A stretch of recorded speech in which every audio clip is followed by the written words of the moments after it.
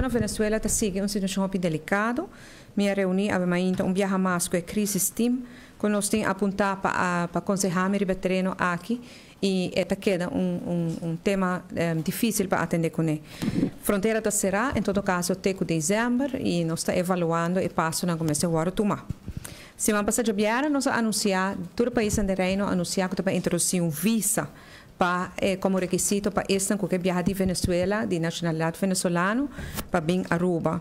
E visa aqui é algo complementário, porque já acaba nós trabalhando riba esta, nós trabalhando riba APES, nós trabalhando riba APES está Advanced Passenger Information System, e nós trabalhando riba pre-boarding check, para nós estar seguro que este que subir avião, uma vez que a fronteira está abrir, back, hora que abre, e se não subir avião está generando realmente por dentro Aruba também.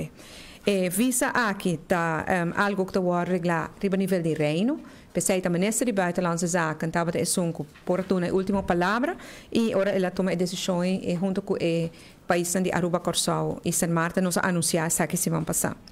E também conta para Aruba, Corsau, Bonaire e San Martin, que é este que viaja para onde é Israel aqui lo mester aplicar para visa adelantar.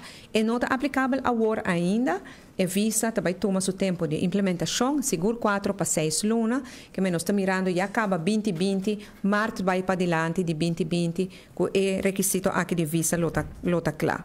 E visa aqui me se vai pedir na Venezuela, na Embajada de Reino, na Venezuela, na Caracas, Aruba mesmo não tem nenhum papel para uma dessa aqui.